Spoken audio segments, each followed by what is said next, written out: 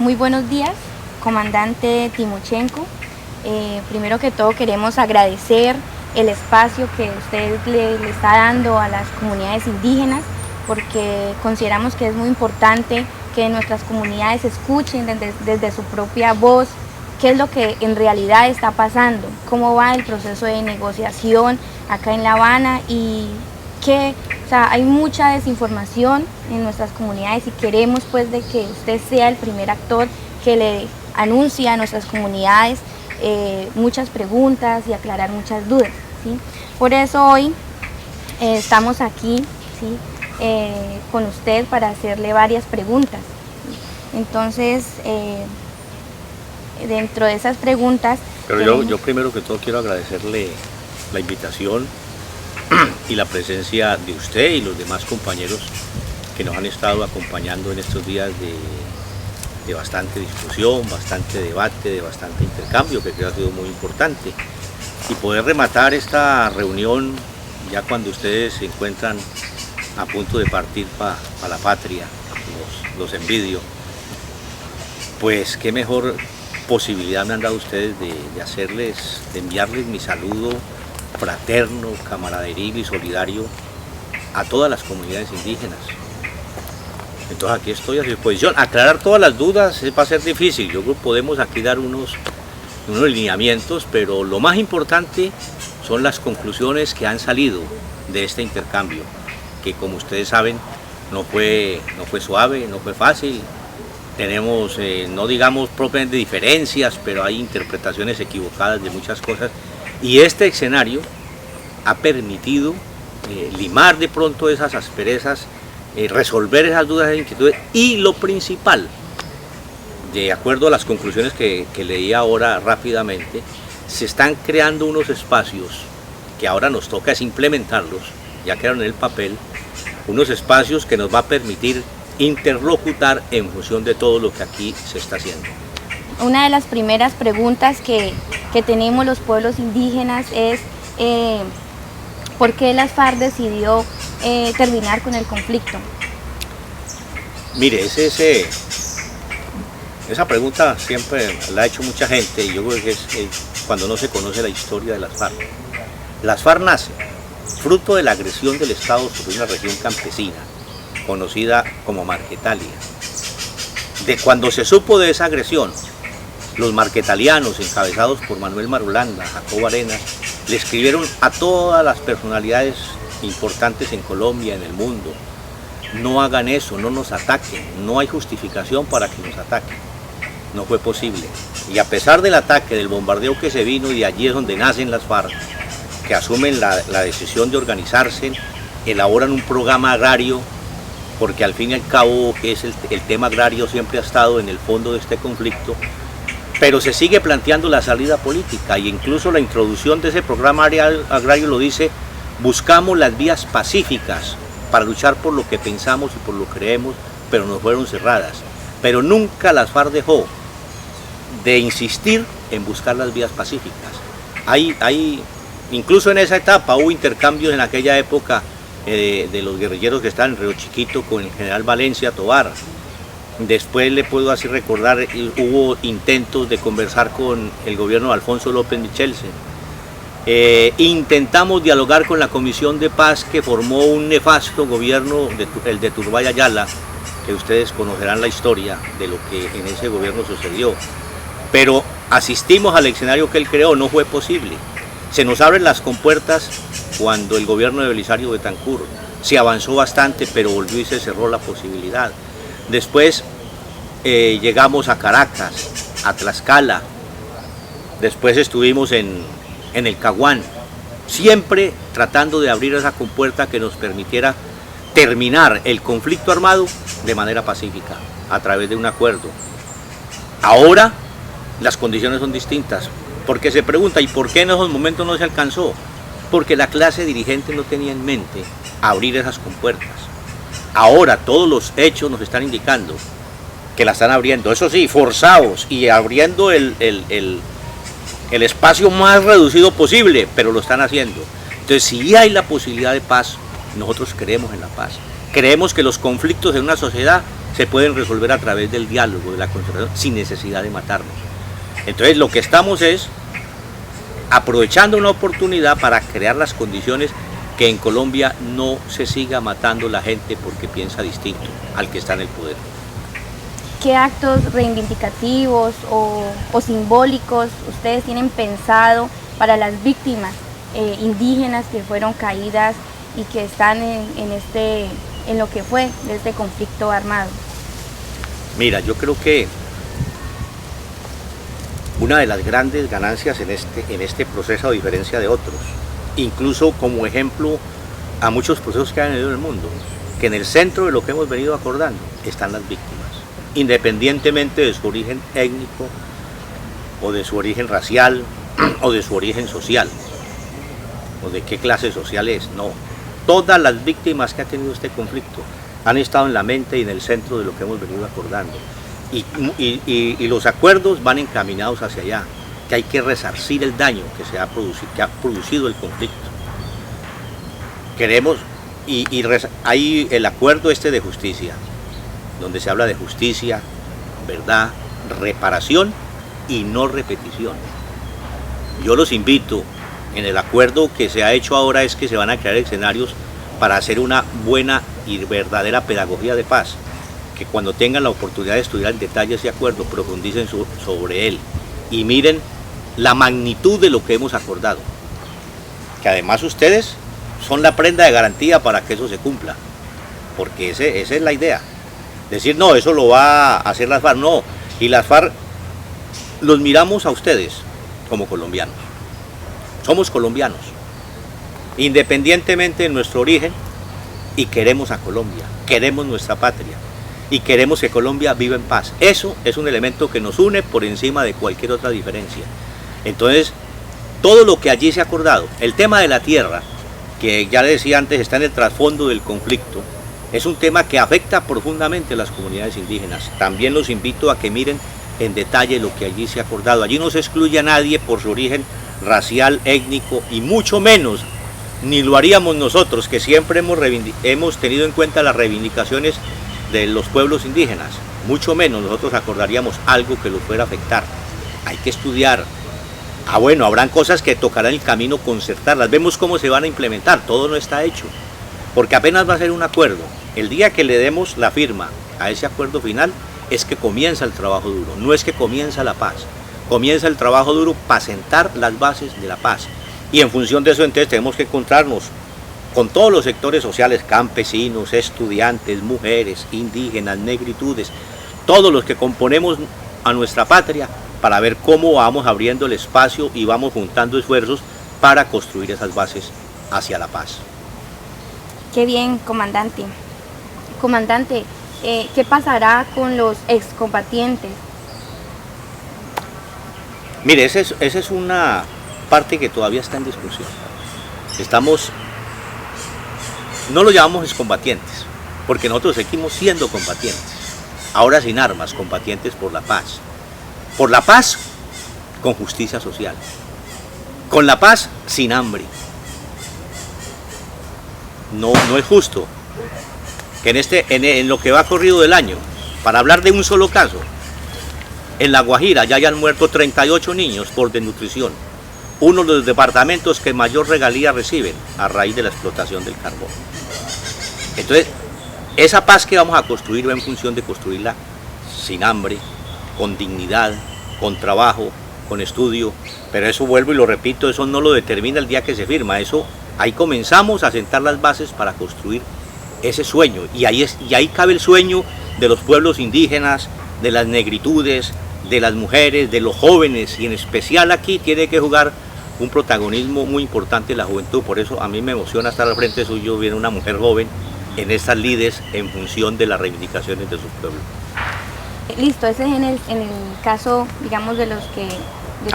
le puedo desarrollar el tema, sí. Es decir, y los que, por ejemplo, se desmovilizaron, digámoslo así, que hicieron parte de la guerrilla en un tiempo, pero que ahora ya no hacen parte.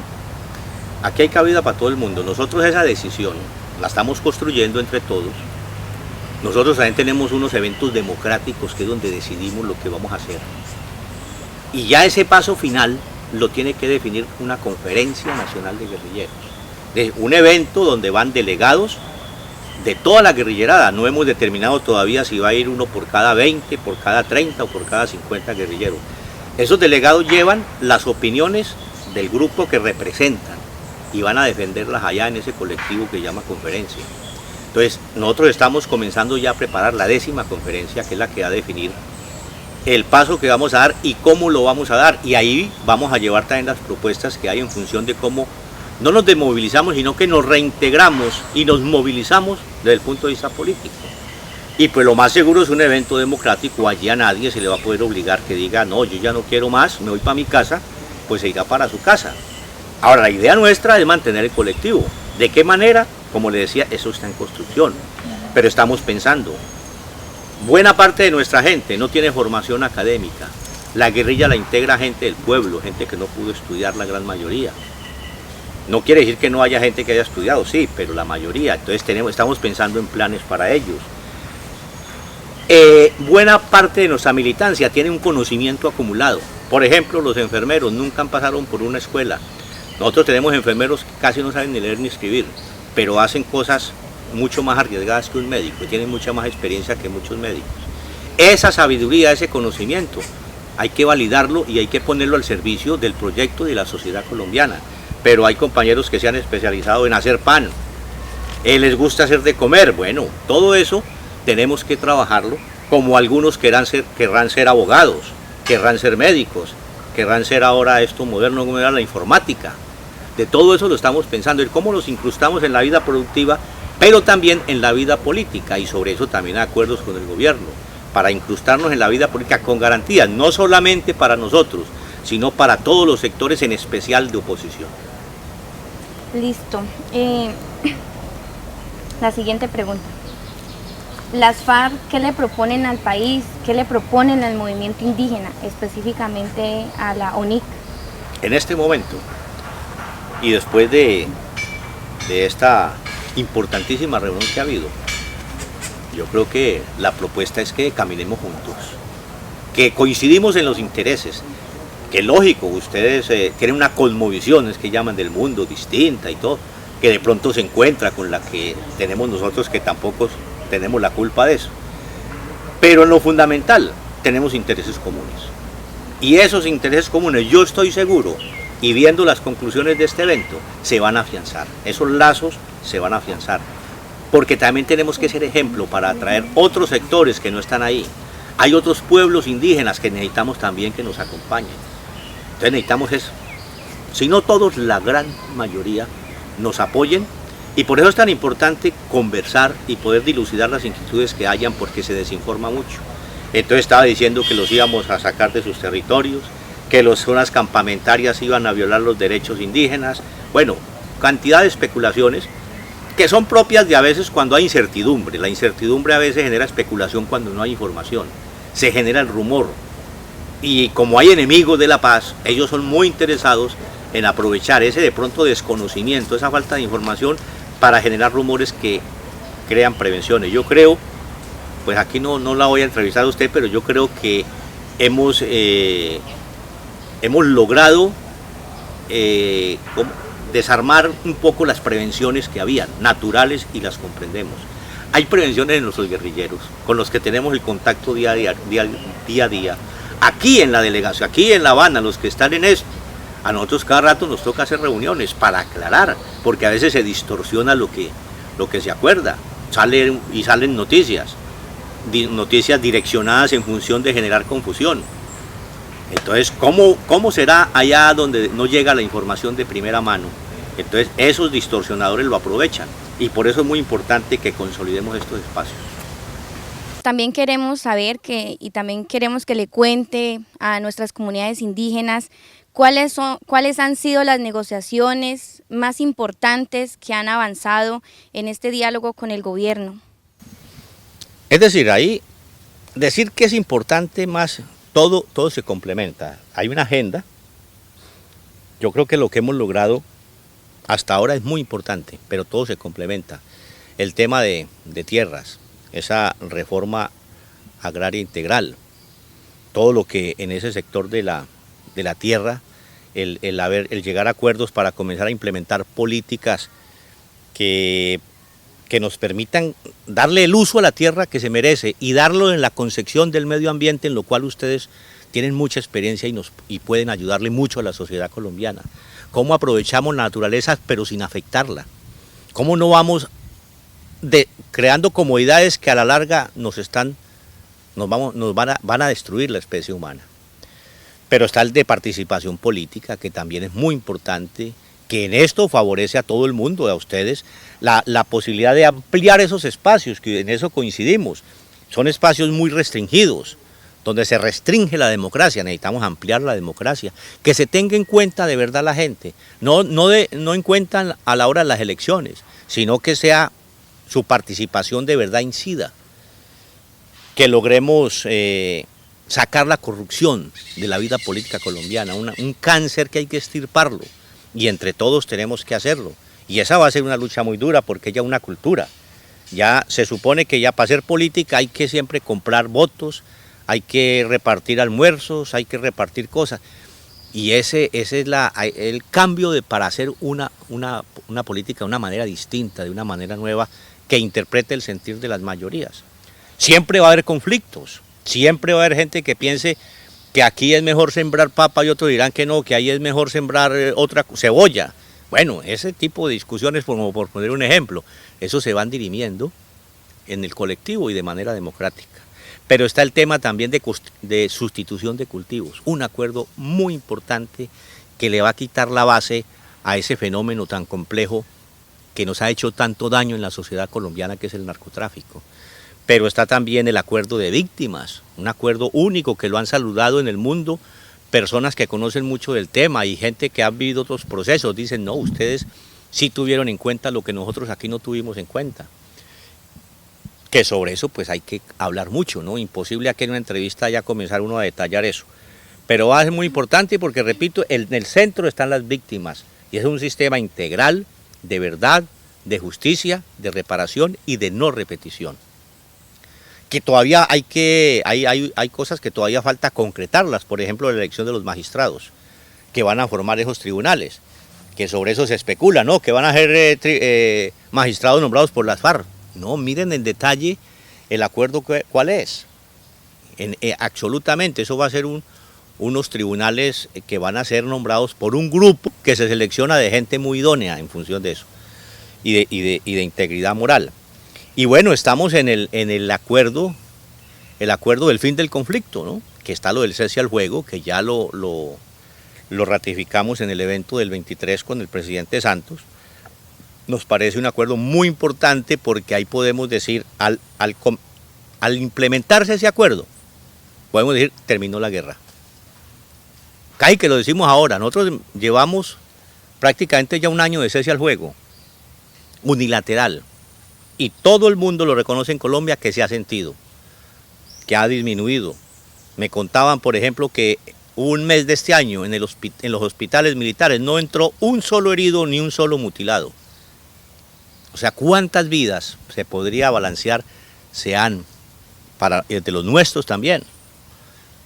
Se han salvado. Y ya lograr ese acuerdo, que sea bilateral y definitivo, entramos ya en serio, nos encaminamos a construir las bases para la paz. Bueno, y viene un punto muy complejo, que es el último. Bueno, la implementación, cómo se va a implementar esto, cómo se va a verificar el cumplimiento de los acuerdos, cómo va a ser la reintegración nuestra en la vida social, económica, política y cultural, de acuerdo a nuestros intereses, como dice el acuerdo de La Habana. Entonces mire que todos son importantes, todos se complementan, el uno sin el otro no sería posible. En el marco de lo que acabo de decir, las comunidades indígenas sí queremos como escuchar, digamos, cuál es la posición que ustedes tienen para el movimiento indígena, ¿sí? ¿Cuál es la posición, teniendo en cuenta pues todo lo que ha pasado, todo lo que se han hablado de manera general, pero digamos como pueblos indígenas sí queremos escuchar como esa posición, ¿sí?, que ustedes tienen frente al movimiento indígena y pues específicamente y especialmente para la UNIC? Bueno, yo creo que ya le respondí al principio un poco esto, ¿no? La propuesta de paz y lo que estamos construyendo en La Habana abarca Colombia. Nosotros vemos los pueblos indígenas como parte de este pueblo, de la patria, de Colombia entera. Bueno, además tienen una tradición de lucha. Nosotros pensamos que nuestra lucha, lo creemos, la lucha que hemos desarrollado en estos más de 52 años recoge toda esa herencia que nos dejó la resistencia indígena cuando los españoles invadieron nuestra patria, que después se complementa con la lucha de los negros esclavos traídos del África, los cimarrones, y después se complementa con la lucha de los libertadores contra la colonia española, y después se complementa la lucha que se viene cuando ya somos república, que esas grandes oligarquías que se hacen al poder, y continúa la misma explotación, la misma represión, las mismas desigualdades, la misma inequidad. Entonces, un poco nosotros nos sentimos, no digamos que somos todo, pero sentimos que a nosotros nos alienta toda esa tradición, toda esa gente que ha quedado y que ha sacrificado su vida en aras de un mundo mejor. Entonces yo creo que ese sería el mensaje. Aquí cabemos todos. Sí, hay de pronto gente que trata de pescar en río revuelto.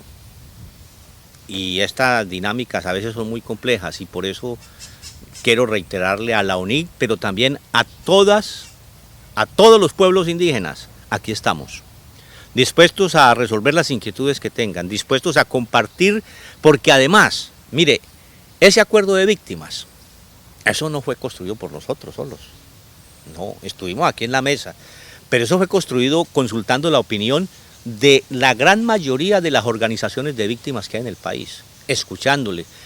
Esto usted sabe que hubo unos foros, ¿no? Para el tema de la tierra, para el tema de participación política.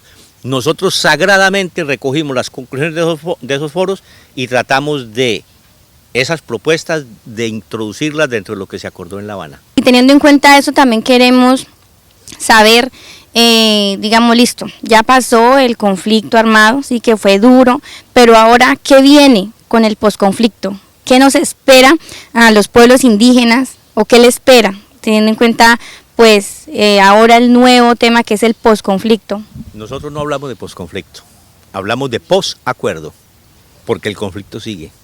Y el conflicto se va a avivar, el conflicto se va a radicalizar más. Por toda la situación, todo el panorama que hay en Colombia. Mire, ahí está las cifras de inflación de este año, están superando todas las metas propuestas. La cantidad de gente que está, especialmente de niños muriendo por desnutrición, en un país donde se puede producir de todo para alimentar los habitantes que somos y mandarle a otros pueblos. Entonces, por eso hablamos nosotros del posacuerdo. Allí primero tenemos que entrar en una etapa de reconciliación. Las heridas que ha dejado el conflicto de lado y lado son muy profundas. Y lo primero que tenemos que entrar es a sanar esas heridas. Incluso estamos tratando desde ahora de implementar escenarios. Yo creo que ustedes saben lo que se hizo en Bojayá. Hemos estado intercambiando mucho con la gente de La Chinita y con otra gente que uno sabe que ha sido afectada por el conflicto, generando espacios porque es requisito indispensable la reconciliación. Aquí nosotros no podemos llegar a construir las bases para la paz a partir de tener un sentimiento de venganza, de odio. Tenemos que acabar los odios y la venganza. Entonces por eso es muy importante la verdad. Pues no la verdad nuestra, ni la verdad del Estado, ni la verdad indígena, ni la verdad de los negros, la verdad del conjunto de la sociedad. Entre todos tenemos que construir esa verdad. Y pedir perdón cuando toque pedir perdón, reconocer las equivocaciones cuando toque reconocerlas. Porque cada hecho hay que analizarlo en el contexto en que se dio.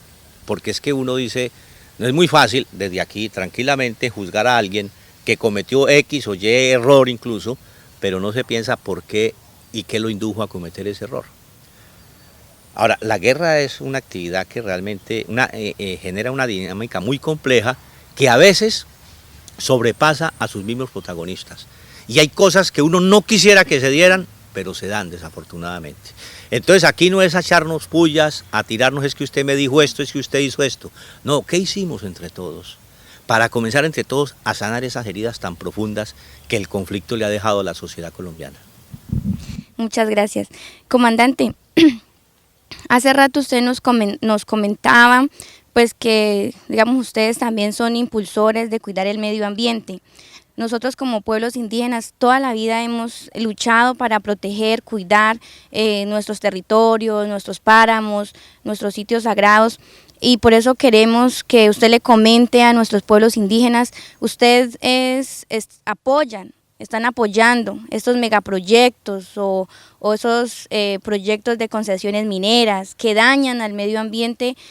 ¿Ustedes también, digamos, apoyan esas propuestas del gobierno o ustedes están en contra de esas propuestas de acabar con el medio ambiente?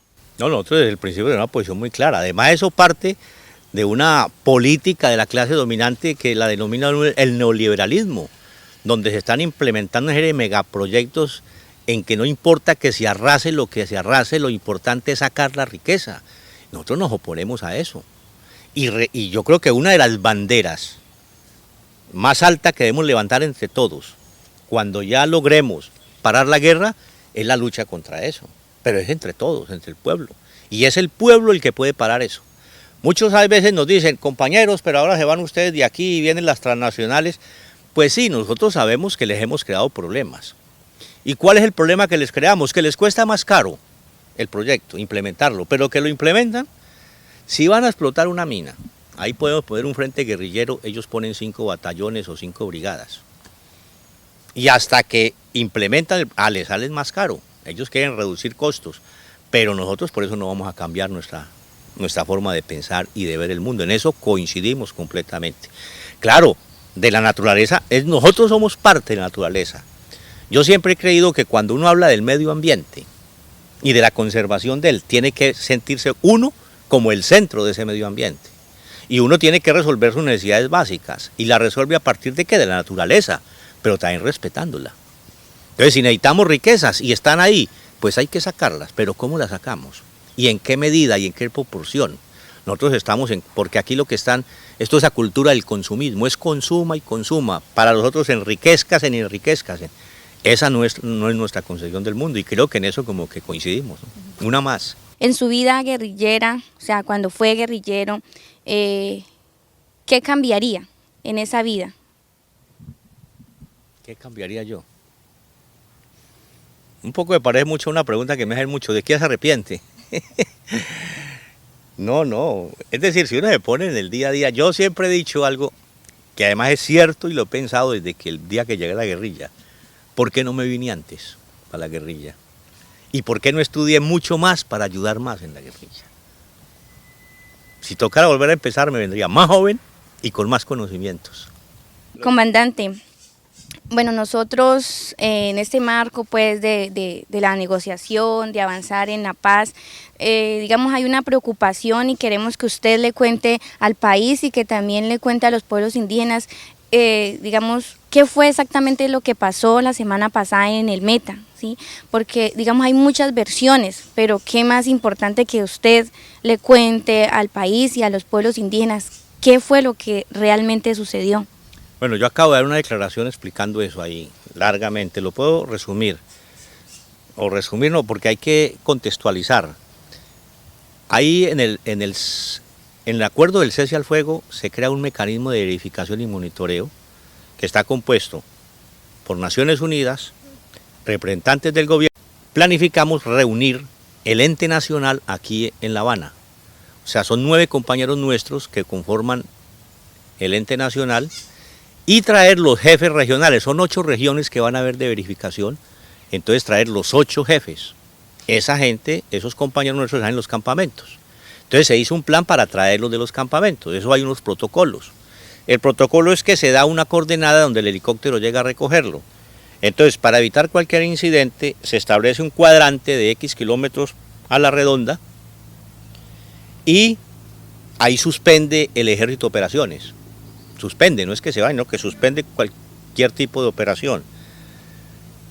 Entonces hubo una equivocación humana de un compañero nuestro que se dio el punto, pero el cuadrante lo dio distante del punto. O sea, el punto no quedó dentro del cuadrante. Cuando los compañeros van, los allá que no sabían nada de qué estaba pasando, van hacia el sitio, como eso está muy militarizado, que uno no se explica por qué está tan militarizado, ellos telefónicamente llaman al comandante de la brigada número 21 y le dicen, mire, nosotros vamos para tal sitio y vamos en función de esto, porque es un acuerdo de La Habana. El tipo les dice, yo de eso no sé nada. Y bueno, nosotros vamos para allá, porque recibimos esa orden. Llegan al sitio, organizan donde va a llegar el helicóptero, ponen banderas, hay población civil cercana. Y estando en esas, el viernes a las 10 de la mañana, unidades de esa brigada asaltaron a los compañeros nuestros ahí. Y se presentó un combate que duró más de media hora. Ahí tuvimos 3 heridos. Comenzamos a cuadrar con el gobierno para que nos ayudaran a evacuar esos heridos. Pasó lo que pasó, pero bueno, son heridos graves. Se enredó y no ha sido posible, que no hay plata para el helicóptero, que no sé qué, que iban a ir armados y pues armados a recoger la gente nuestra, ¿cómo va a ser eso? Bueno, ahí estamos en el enredito. Ahorita ya dimos la orden a los compañeros que pusieran los heridos selva adentro por ahí resguardados mientras se resuelve la situación. Y estamos esperando, es un incidente más, ¿no? Lo que llama la atención es porque esa persona hizo lo que hizo, el mando hizo lo que hizo, sabiendo de que, pues él debía informar a sus superiores y preguntaran aquí, mire, está pasando esto. Porque mire, yo le puedo contar y le cuento a ustedes, yo no sé si allá en las regiones de donde ustedes vienen se ha dado, pero yo tengo informes de varios bloques, de varios frentes, donde haya casi que interlocución. El ejército le dice a la guerrilla, oiga, vea, nosotros estamos para tal parte, para que nos van a meter por ahí y haya un incidente. O sea, hay un ambiente de paz incluso en los que han estado echando en plomo toda la vida. Entonces este es un hecho, pues hombre, que genera un ruido innecesario y aumenta un poco las desconfianzas, pero yo creo que lo resolvemos bien, con voluntad. Eso sí, consecuencias que eso trae, que se atrasan las actividades, ¿no? Sí. Pero bueno, lo importante es no perder la voluntad. Por último, pues, ¿qué mensaje quiere darle a nuestras comunidades indígenas que lo van a escuchar, que están muy atentas en este proceso? Porque pues usted sabe que nosotros los pueblos indígenas hemos sido lo que más hemos sufrido este conflicto armado también, ¿cierto? Entonces las comunidades están en la expectativa. ¿Qué va a pasar? ¿Sí? ¿Qué hay para nosotros después de todo lo que vaya a pasar? Entonces, no sé, algo que se nos haya quedado o algo que usted le quiera decir a nuestras comunidades, un mensaje, digamos, en pro de avanzar, algo importante que motive, que siga motivando a nuestras comunidades indígenas, aprovechando este espacio y aprovechando que podemos por fin tener esa oportunidad de hablar con usted directamente. Bueno, lo primero es agradecerles por la delegación tan representativa que mandaron, y no solamente representativa, sino muy capaz, muy defensora de los intereses de los pueblos indígenas, lo sentimos, lo vivimos, pero a la vez muy tolerantes en escuchar al otro, y creo que eso permitió que fuéramos acercando posiciones en aquellos aspectos que de pronto nos parecía que no íbamos a poder coincidir. Y lo otro es lo que vengo diciendo, mire, lo que estamos haciendo aquí incluye a todo el mundo. Yo he tenido algunas experiencias en algunas regiones, he convivido, he compartido con algunos pueblos indígenas, yo he aprendido mucho de ellos. Incluso yo decía, con ellos con los pueblos indígenas hay la gran ventaja, que no hay que comenzar por organizarlos porque desde que nacen organizados. El llamado es a que nos acompañen, a que nos ayuden a empujar, aquí hay puesto para todo el mundo, a que nos ayuden todavía a construir lo que falta todavía por construir. Esa incertidumbre que ustedes tienen también la tenemos nosotros. ¿Qué va a pasar ¿cómo es que dicen? Después del día D, que llaman ahora el día de la firma, el día D, ¿qué va a pasar el día D+1 con cada uno de nosotros? ¿Sí vamos a estar a la altura del proyecto que nos estamos proponiendo? ¿Sí nos entenderán y nos acompañarán? ¿Sí estaremos fieles a los ideales de los fundadores de las FARC? Entonces, compartamos incertidumbres y construyamos ese escenario entre todos, donde el protagonismo debe ser para todos. Muchas gracias, y creo que digamos que que la voz suya es muy importante porque pues ese mensaje nos da a entender de que ustedes no están en esa disposición de dividir al movimiento indígena, sino que al contrario están pensando en cómo también aportar para nosotros seguir avanzando, digamos respetando las diferentes visiones y los diferentes procesos organizativos que llevamos. Entonces digamos que ese es un mensaje muy importante porque el miedo era que ustedes de pronto también querían dividir al movimiento indígena. No, mal haríamos, no, eso no cabe dentro de nuestra... Y lo puedo decir aquí, para el que lo quiera escuchar, quien a nombre nuestro quiera dividir cualquier organización, no solamente indígena, de negritudes, de campesinos, de estudiantes, diciendo que es que allá los de allá mandaron a decir, orientaron esto, olviden, nosotros pensamos que hay que buscar la unidad, que hay que despojarnos de sectarismos, de egoísmos, de protagonismos innecesarios en función de consolidar la unidad. No es fácil y no es llamando a que tengamos pensamiento homogéneo, no, porque eso sería muy aburridor si todos pensamos lo mismo. La verdad, y eso lo enseña el marxismo, la verdad se consigue en la discusión. Y la verdad se consigue y se determina si es de verdad verdadera en la práctica. Cuando usted concibe una idea, dice la idea mía es la propia, la pone en práctica y la práctica era si tenía razón o no tenía razón. Y la mejor manera de no equivocarnos, un aprendizaje que uno ha hecho en la guerrilla, es cuando se apoya en el colectivo. Yo personalmente aprendí mucho de nuestro comandante Manuel Marulanda. En momentos complejos, difíciles, de que había que tomar decisiones políticas o militares, él siempre lo convocaba, incluso hasta los guerrilleros. Tenemos esta situación. Yo pienso de esta manera, ¿ustedes qué opinan? Sabiendo que el jefe es el que toma la decisión. Entonces, digo que esa práctica nosotros tenemos que mantenerla y rescatarla. Bueno, creo que... Y lo otro es no que porque el que piensa diferente va a ser ya mi enemigo. Eso es lo que tenemos que erradicar en la vida política, social y cultural de nuestro país. De antemano agradecer muchísimo nuevamente este espacio y bueno, vamos a hacer que su voz sea escuchada para que las comunidades pues estén tranquilas y sigamos apostándole a esta paz que tanto hemos anhelado, con justicia social, con igualdad, bueno, y sobre todo de protección a nuestros territorios, ¿no?